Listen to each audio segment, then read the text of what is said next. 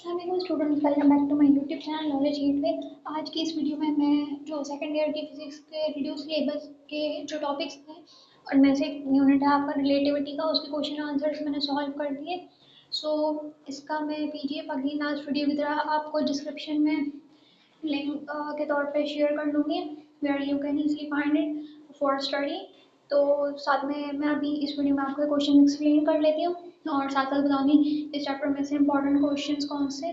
इसमें मैंने last time की तरह शॉर्ट और लॉन्ग क्वेश्चन दोनों को साथ ही कंपाइल किए, क्योंकि इस चैप्टर में जो रिड्यूस सिलेबस के बाद जो टॉपिक्स बच रहे थे उनमें से जो बहुत इंपॉर्टेंट क्वेश्चंस थे और टॉपिक वाइज भी जो क्वेश्चंस आ सकते थे वो बहुत कम थे, इसलिए मैंने साथ इनको कंपाइल कर लिया है ताकि आप इजीली इनको लर्न कर सकें। सो फर्स्ट क्वेश्चन है differentiate between inertial and non inertial frame of reference.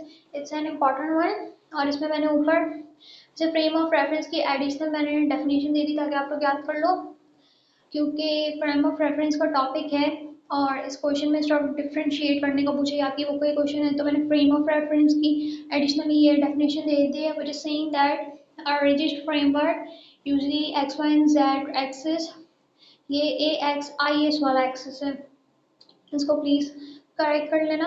अच्छा, relative to which the position and motion of an object can be measured is called frame of reference।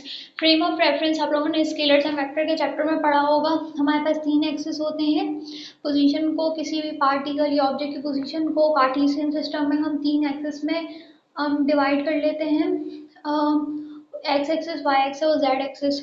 तो इन तीनों vectors की direction की position की वजह से हम उस ऑब्जेक्ट की पोजीशन और वो ऑब्जेक्ट किस डायरेक्शन में मूव करने वाली है इसको हम इजीली कैलकुलेट या मेजर कर सकते हैं, हमें अंदाज़ा हो जाता है। तो उस ऑब्जेक्ट को किसी भी फ्रेम में लोकेट करने के लिए या उसकी पोजीशन को फाइंड करने के लिए एक फ्रेम ऑफ रेफरेंस हमारे काम में आता है। अब नीचे मैंने इनर्शियल और non inertial frame of reference की आपके बुक से ये चार्ट उठा के दिए, ये डिफरेंशिएट के लिए इनफ होगा। और हाँ, इसमें अगर फर्स्ट के 5 पॉइंट्स भी लिखेंगे एग्जांपल्स तक तो शॉर्ट के पॉइंट ऑफ व्यू से यही तक इनफ है। एप्लीकेशन लिखे या ना लिखे, बाकी 5 पॉइंट्स इतने आपको बोर्ड में मार्क्स मिल जाते हैं। शॉर्ट में आएगा तो आपके 5 पॉइंट्स इनफ होंगे। इनकेस अगर लॉन्ग में अगर इसका पार्ट लग के आ जाए, जो रेयरली मेरे हिसाब से तो नहीं लगेगा, तो फिर आप पूरा लिखेंगे, लेकिन ज़्यादा इस क्वेश्चन के चांसेस है कि शॉर्ट में लग जाए। अच्छा, नेक्स्ट क्वेश्चन है जो इस चैप्टर सबसे इम्पॉर्टेंट है, इसकी आपने अच्छे से याद करनी, याद से शॉर्ट में आ जाएगा, यहाँ पे लॉन्ग का पार्ट लग के आ जाएगा। तो उसमें पूछ रहे हैं आइंस्टाइन की स्पेशल थ्योरी ऑफ रिलेटिविटी के बारे में और इसमें इसके तीन कॉन्सिक्वेंसेस डिस्कस करने का है, बुक के बैक का क्वेश्चन है, लेकिन मैंने लास्ट में एट दी एंड इसका फोर्थ कॉन्सिक्वेंस भी आपको पैराइट लिख के दिया है ताकि आप इजली याद कर सकें। तो सबसे पहले मैंने स्पेशल थ्योरी ऑफ रिलेटिविटी की स्टेटमेंट या फिर डेफिनेशन पूछ लें, आपने फर्स्ट लाइन यही रखनी है कि हमेशा special theory of relativity Einstein ने जो दी थी वो बेस कर ली थी कि इनर्शियल फ्रेम ऑफ रेफरेंस पे, यानी न्यूटन के फर्स्ट लॉ पे, लॉ ऑफ इनर्शिया पे। Non inertial frame of reference भी के बेस पे भी एक थ्योरी आई थी, थ्योरी ऑफ रिलेटिविटी, बट उसमें क्या नाम है थोड़े से एरर्स आ रहे थे और वेरिएशंस आ रही थी, तो पर आइंस्टाइन ने इनर्शियल फ्रेम ऑफ रेफरेंस पे बेस करते हुए ये थ्योरी को बनाया और इसमें उसने ऑब्जेक्ट की वेलोसिटी को कांस्टेंट होते हुए इसके क्या नाम है कॉन्सिक्वेंसेस बताए, जो उसने फिजिक्स में आगे बहुत से स्पेस और टाइम की क्या नाम है प्रॉब्लम्स को कॉन्क्लूड अच्छे से कर लिया था।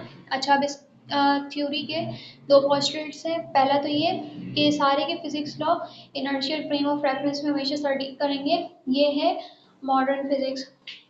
यानी क्लासिकल फिजिक्स में सारे लॉ इनर्शियल नहीं होते थे, उसमें मैक्सवेल की भी लॉ आ जाते थे, लेकिन बट इसमें ये वाली जो थ्योरी है मॉडर्न फिजिक्स की, फिर आप लोग इसको क्वांटम फिजिक्स का जो एरा था इसमें इनर्शियल फ्रेम ऑफ रेफरेंस में सारे लॉ ऑफ फिजिक्स को इंक्लूड करते हैं स्पेशल थ्योरी ऑफ रिलेटिविटी की।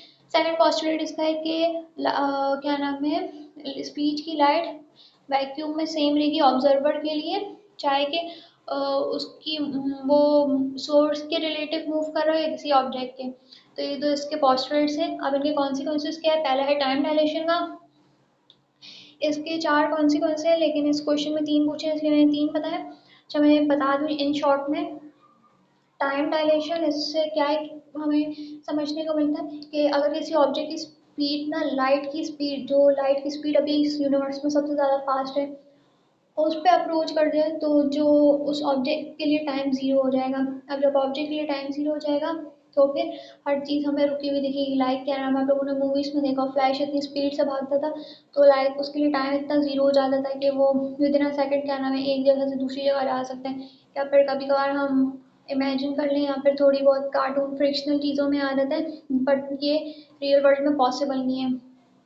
कभी ऐसा नहीं हो सकता कि किसी ऑब्जेक्ट की स्पीड लाइट को अप्रोच कर ले और उसके लिए टाइम ज़ीरो, मगर अगर ऐसा हो जाता है तो फिर उस ऑब्जेक्ट के लिए टाइम ज़ीरो हो जाएगा।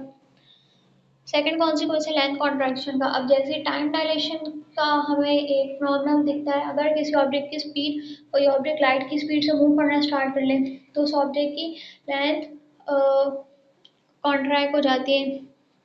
लेंथ कॉन्ट्रैक्ट हो जाती है यानी वो लेंथ क्या नाम है एक्सपैंड नहीं होती, कॉन्ट्रैक्ट हो जाती है, यानी उसका साइज छोटा होना शुरू हो जाता है। और ये किस डायरेक्शन में होते हैं, जिस डायरेक्शन में ऑब्जेक्ट की मोशन होती है, जिस डायरेक्शन में मूव करना स्टार्ट करती है। टाइम डायलेशन और साथ साथ लेंथ कॉन्ट्रैक्शन दोनों के फॉर्मूले इसमें लिखे हुए हैं। मास वेरिएशन में क्या होता है, वेरिएशन का वर्ड निकला है वेरी से, जिसका मतलब है चेंज आना। अब जब इस केस में जब ऑब्जेक्ट की स्पीड लाइट को अप्रोच करेगी तब ऑब्जर्वर को चीज़ें बड़ी दिखना स्टार्ट करेंगी, यानी जो नॉर्मल एक ऑब्जेक्ट है उसमें उसको चेंज आ जाएगा नज़र। तो ये तीन कॉन्सिक्वेंस थे और लास्ट वाला मैं लास्ट क्वेश्चन में बताऊंगी। अच्छा भी है क्वेश्चन पूछा है, why can't any object move at speed of light. अब फिजिक्स के पेपर में ये भी होते हैं कि रीजनिंग के क्वेश्चन आ जाते हैं शॉर्ट में।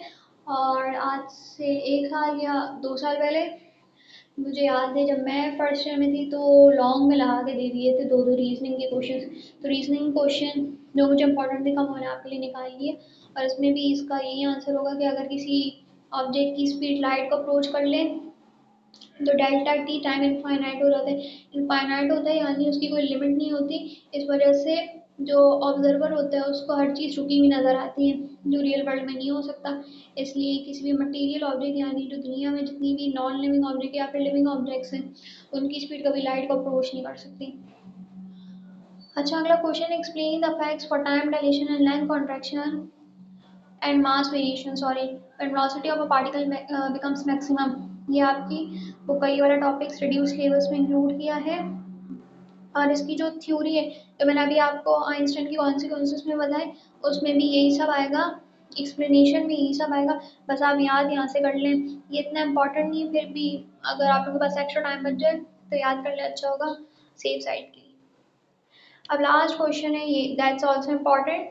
इस चैप्टर से इतने क्वेश्चन आएंगे इंशाल्लाह, इससे ज़्यादा नहीं आएंगे। आप लोग सोच होंगे इन्होंने तो इतना शॉर्ट कर दिए, तो इंशाल्लाह इसमें से इतने आएंगे। अच्छा, अब explain the Einstein's mass energy relationship. अच्छा, मास एनर्जी रिलेशनशिप हमें क्या कहते हैं कि मास एनर्जी में mass and energy are interchangeable, यानी मास एनर्जी में चेंज हो सकती है और एनर्जी मास में चेंज हो सकती है। कैसे, क्योंकि ये क्या नाम है मास होती है मास का और इनर्शिया पे, मास इनर्शिया पे एक बॉडी का डिपेंड करता है। इसलिए जितने एक बॉडी का इनर्शिया होगा, और ये मास एनर्जी रिलेशनशिप भी अब स्पेशल थ्योरी ऑफ रिलेटिविटी का कॉन्सेप्ट है, कॉन्सिक्वेंस है वहाँ का। तो फिर इसका मतलब ये भी इनर्शियल फ्रेम ऑफ रेफरेंस में होगा। इसलिए मास हमेशा इनर्शिया पर डिपेंड करता है। जितना एक बॉडी का मास होगा उतना ही उस जितना एक बॉडी का इनर्शिया ज़्यादा होगा उतना ही उस बॉडी का मास ज़्यादा होगा। इसलिए आइंस्टाइन ने ये वाला रिलेशन दिया था, और इसकी ये जो इक्वेशन है is equals to M C square, ये न्यूमेरिकल के बेस में बहुत इंपॉर्टेंट है। सो आई होप ये क्वेश्चंस आप लोगों को समझ आ गए हो, जितने मुझे लगे कि आप लोगों के लिए कन्वीनियंट होगा याद करना, तो मैंने रिड्यूस सिलेबस के हिसाब से कर लिए। बाकी जो चैप्टर्स विदाउट रिड्यूस सिलेबस की, चलो उसकी वीडियो बनाऊंगी, उसमें भी आपको इस तरह इजी ये क्वेश्चंस बता दूँ। तो तब तक के लिए आप मेरा चैनल सब्सक्राइब करें ताकि आपको नई आने वाली वीडियोस में क्वेश्चंस और इजी नोट्स मिल सके, और अपने फ्रेंड्स के साथ भी शेयर करें ताकि उनकी भी हेल्प हो सके। And don't forget to like and share. Okay, तब तक के लिए अपना ख्याल रखें, अल्लाह हाफिज़।